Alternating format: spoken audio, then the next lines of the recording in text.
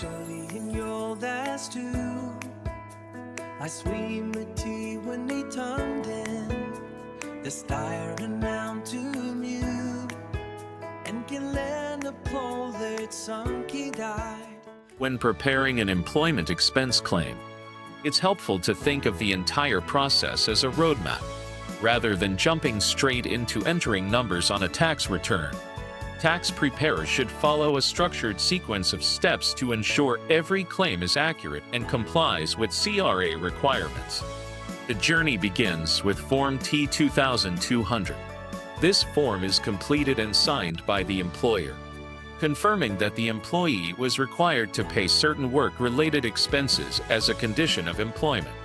Without a valid T2200, employment expenses generally cannot be claimed. Once eligibility has been confirmed, the next step is to carefully review the T2200.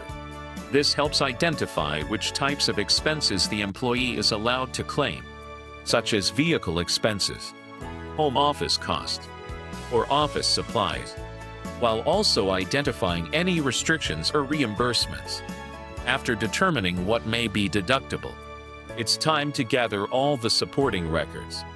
This includes receipts, invoices, mileage logs, utility bills, and any other documentation needed to support the claim.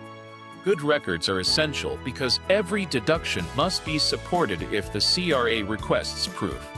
With the documentation organized, the deductible expenses are entered on Form T777. This form is where all eligible employment expenses are calculated and summarized before they are transferred to the tax return. Some expenses require additional calculations. For example, vehicle expenses and home office expenses usually involve determining the employment use percentage so that only the work-related portion is claimed. The CRA allows only the employment portion of these shared expenses. Next, any reimbursements received from the employer must be removed from the claim. Employees cannot deduct expenses that have already been paid back by their employer because that would result in a double claim. Some employees also receive vehicle or other employment allowances. Before completing the claim, it's important to determine whether those allowances are taxable or non-taxable, because that affects how the deduction is calculated and reported. Finally, after all the calculations are complete, the allowable employment expense deduction is transferred to the employee's T1 personal income tax return. This deduction reduces taxable income and may lower the amount of tax payable or increase the employee's tax refund. The key message from this framework is simple. Follow the steps in order. Start by confirming eligibility. Collect proper documentation. Calculate the deductible amounts correctly. Account for reimbursements and allowances. And then report the final deduction on the T1 return. Following this structured approach helps produce accurate, well-supported, and CRA-compliant employment expense claims. Before claiming any employment expense, every tax preparer should follow a simple decision-making process. Instead of asking, "Can I claim this expense?" the better question is, "Does this expense meet every CRA requirement?" This step-by-step framework helps answer that question. The first checkpoint is eligibility. Ask whether the employee has a signed Form T2200 from their employer. This document confirms that the employee was required to pay certain expenses as a condition of employment. Without a valid T2200, the claim generally cannot proceed. If a signed T2200 is available, move to the next question. Was the expense actually required for employment? The expense must be directly connected to earning employment income. Personal expenses, even if they are useful for work, are not deductible. Next, determine whether the employer reimbursed the expense. If the employee has already been repaid, that expense cannot be deducted again. Claiming a reimbursed expense would result in double claiming, which is not allowed under CRA rules. If the expense was not reimbursed, verify that it belongs to an eligible expense category. Common examples include vehicle expenses, home office expenses, office supplies, and certain work-related communication costs. Expenses outside the permitted categories should not be claimed. Once you've confirmed the expense is eligible, check that the correct employment use percentage has been calculated. Many expenses, such as vehicle and home office costs, are shared between personal and employment use. Only the portion related to employment can be deducted, so accurate calculations are essential. If every checkpoint has been satisfied, the expense is ready to be claimed. The deductible amount is entered on Form T777, and the final deduction is then reported on the employee's T1 personal income tax return. The memory box at the bottom summarizes the entire process in 4 simple stages.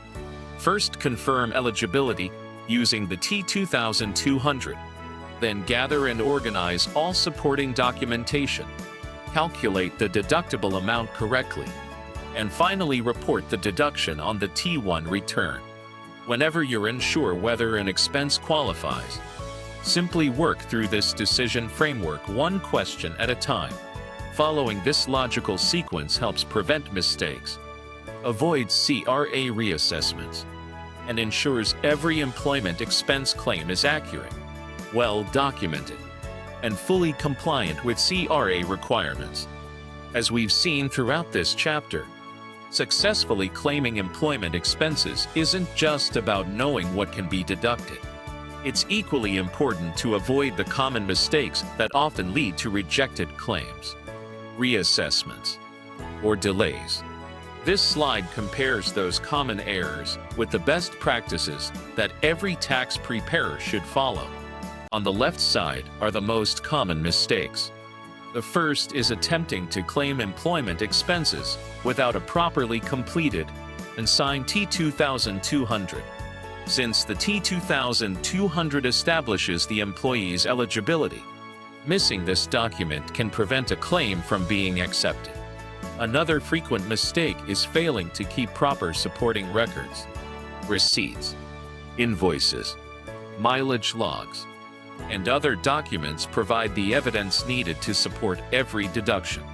Without these records, even an otherwise valid expense may not be allowed.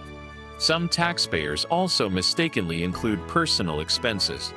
Remember that only expenses incurred for employment purposes and permitted under the CRA's rules are deductible. Personal purchases should never be included in an employment expense claim. Vehicle and home office expenses present another common challenge. Many people forget to calculate the employment use percentage or fail to maintain a mileage log. Since these expenses are often shared between personal and employment use, only the work-related portion can be claimed. Another mistake is claiming expenses that have already been reimbursed by the employer.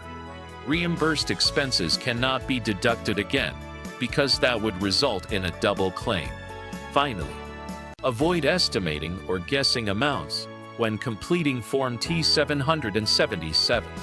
Every figure entered on the form should be based on actual records and accurate calculations.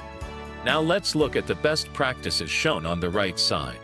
Start by confirming eligibility with a signed T2200. Next, organize and retain complete supporting documentation. Carefully calculate the employment use percentage for shared expenses. Verify that reimbursed expenses have been excluded. Accurately complete Form T777. And finally, report the allowable deduction on the T1 personal income tax return. The framework at the bottom brings everything together. Think of the process as 3 connected forms working together. The T2200 establishes the rules and confirms eligibility. The T777 calculates the allowable employment expense deduction. And the T1 personal income tax return is where that final deduction is reported. The key takeaway is simple. Accurate employment expense claims are built on proper documentation, careful calculations, and following the correct process from beginning to end. When you apply these best practices consistently, you'll prepare accurate, well-supported, and CRA-compliant tax returns while reducing the risk of reassessments or audit issues.